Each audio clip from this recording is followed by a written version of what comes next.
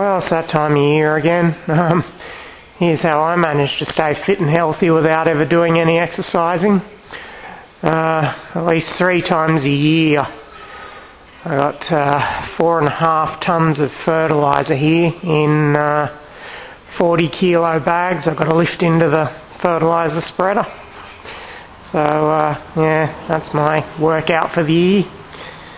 So got to get the fertiliser hooked up and filled up, which is fun because it's buried at the back of the shed here. This is going to be like a scene from the castle. Move the Fratello so I can get out the Toro to get the old Sami in to pick up the spreader. First thing I'm going to do is disconnect that air blaster. I run the spreader on the back of this so I can pick the pallets up with the other one. Now I just got to get this mounted up on the tractor and start filling it up. Joy. Guess I should explain how this thing works. This is your pretty much base product spreader. I used to be spoilt with a nice big 2-ton conveyor spreader, but the problem with it is the powder and residue from the fertiliser is highly corrosive. No matter how well you clean and treat these things, they just rot away in front of your eyes. So when you drop 20 grand on a big conveyor spreader only to get a few years out of it before it starts to disintegrate, you kind of get over that. So cheap shit like BS works wonders. But yeah, this thing allegedly holds a ton. I don't put more than about 3/4 of a ton in it because this tractor doesn't have counterweights on the front, so even at that she pops some mean wheelies.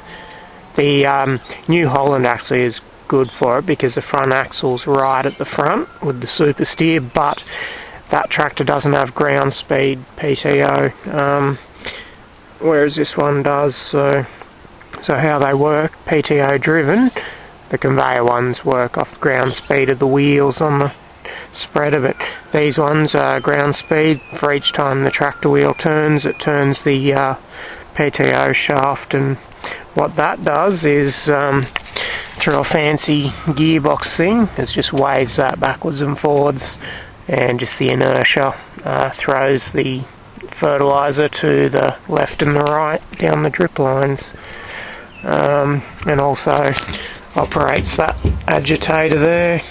You can see the aperture. You change the opening to limit how much fertiliser's getting put out. So that's about the gist of this thing. Not much to it really. You can see how the rust is just eating away. Those bolt heads are non-existent. Gonna have to do something about that this off season. This thing's just about knackered. Oh well.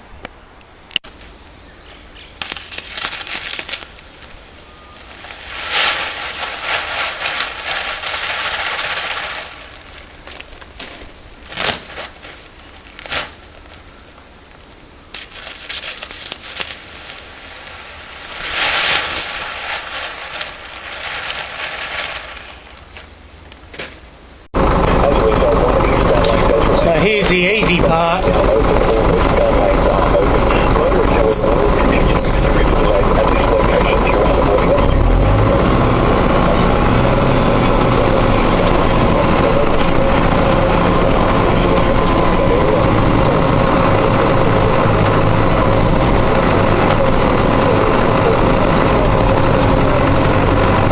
Bloody windows dust up.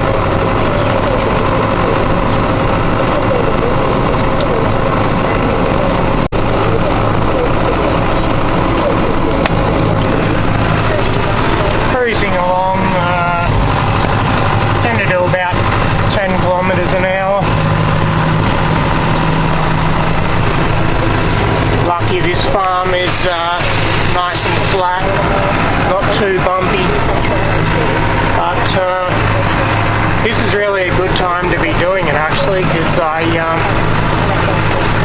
just done my last harvest, and so all the thick leaf has been swept out.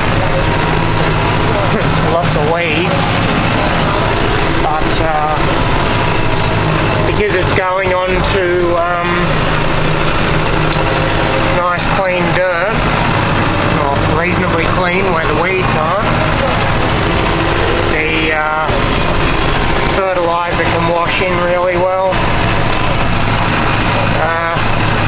Over at the other farm we have a lot of problem with the leaf just being so thick because the trees are so old over there. The fertiliser sits on about 4 inches thick leaf and just takes forever to wash through to the soil.